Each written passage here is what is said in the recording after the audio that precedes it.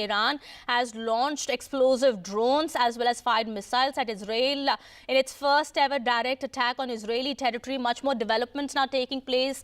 A major escalation between the two nations is being witnessed now. More than 100 drones have been launched from Iran, with security sources in Iraq, I beg your pardon, and Jordan also reporting dozens seen flying overhead, and US officials saying the US military also had shot some down. The IDF has reported that sirens have been sounded in northern Israel. Well, Prime Minister Benjamin Netanyahu has spoken with US President Joe Biden following the deliberations of the war cabinet. Israel has called for an emergency meet, also has been demanding a terror attack for the Revolutionary Guards. Now, what we are learning is that Iran has said its military launched a wave of ballistic missiles also at Israel. Now, Israel's military has confirmed that missiles have been fired from Iran. Remember, Iran had vowed retaliation for the Israeli strike on its Damascus consulate on April 1st that killed 7 guards officers, including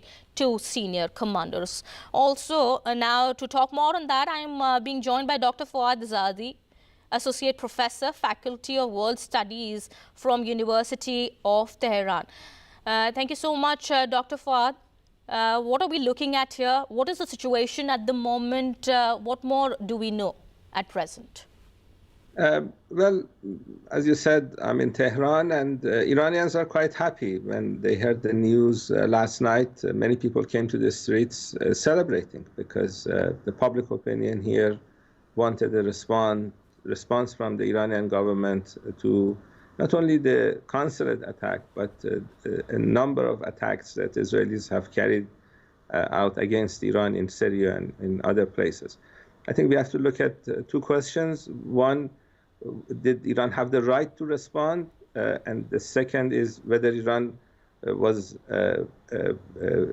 made the right decision to use that right. The first question, I think, is obvious. When you attack a country's consulate, when you kill other countries' generals, this is against international law. Vienna Convention, other international law relating to this issue say that countries are not supposed to attack other countries' consulates with missiles. So under international law, Iran had the right to respond. And the second question, whether using that right was the right choice or not, is also positive, because we have seen the fact that if Iran didn't respond to the Israeli attack, these attacks would continue and expand. We know that Netanyahu wants to expand the war. We know he wants to continue his prime ministership, and that's the only way he can stay in power, by expanding the war. We know he wants to have a military confrontation between Iran and the United States.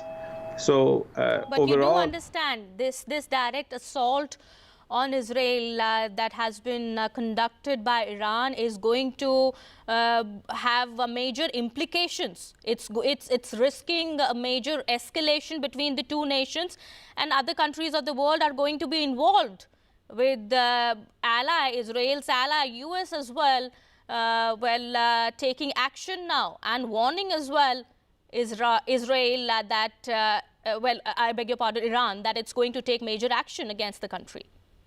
Well, that's a choice that the Americans should make, whether they want to follow Netanyahu off the cliff or have a foreign policy that's actually working for the United States. It's a foreign policy that is in line with U.S. interests. Israel has been committing a genocide in Gaza. United States has been helping Israel in that genocide. This is not a good policy. In India, in Iran, all over the world, you see demonstrations against the genocidal regimes, both in Israel and in Washington. And this is a sad fact. Iran sent a message on the first day of the attack on the consulate telling the United States not to get involved. It's not good for the U.S. to get involved in these type of issues. Israel needed to be punished. If Iran did not respond, Israel would have continued this type of attacks. And U.S. should take advice before attacking Iran. You know, United States has a lot of military personnel in this part of the world, so they are going to be victims What is of Iran really, what is Tehran really preparing for? What is it looking at? This is a major escalation, as I've been saying it earlier as well. And this is definitely something that could disrupt the world order. What is Tehran looking at here? Is it going to continue these attacks? Because there is going to be a response from Israel as well. There is going to be a response from US as well. You know, the world order would have been saved if Israel had followed the UN Security Council resolution. You know, we had the United States vetoing ceasefire resolutions at the United Nations 3-4 times, and they abstained the last time, and that was passed. If Israel had stopped the genocide, we would not having this program today. If Israel had stopped killing women and children on a daily basis, an average of about 100 women and children on a daily basis. It's sickening me, it's sickening you, it's sickening a lot of the viewers. So if they had stopped the genocide, you would not have a world order disrupted. It's the responsibility of countries to stop genocide. It's a UN convention that it's not only Israel actually that you're punishing here by making such moves. The cargo ship now that has been seized by Iran, it has 17 Indians as well on board, and we do understand, Center, the Indian government is also in touch with Tehran on that. You know, India-Iran relations are quite good. I'm sure the sailors on that ship will be safe. They will be taken care of, and it's not going to cause any harm. It's not going to have any problems with the Indian crew. Iran's and India's relations are quite historical, and I don't think we'll see any problems there. I can add that investing in Israel by India or Pakistan or any other country is not a good idea. Working on Israeli ships is not a good idea. Israel is a genocidal state, and having any type of links with a genocidal state is not a good idea. Okay. Thanks so much, Dr. Fawad, for speaking to us and sharing those inputs there, sharing your views as well. We are shifting our focus now. We are learning now. There are some more developments now taking place. Following the attack on Israel by Iran, the airspace over 5 countries has been shut. Iran airspace closed to VFR flights only. Airspace over Jordan, Iraq, Lebanon, Israel has been closed. My colleague Vishnu is also now joining us on the broadcast, getting us more on that. Vishnu, that's the latest we're picking now. Following the attack on Israel by Iran, airspace over 5 countries now has been shut. Let me just tell you a little bit about, the state of the attack itself. Now, I was tracking this through the early hours of the morning, and as you've been, reporting quite correctly, this is a major escalation as far as the conflict in West Asia is concerned.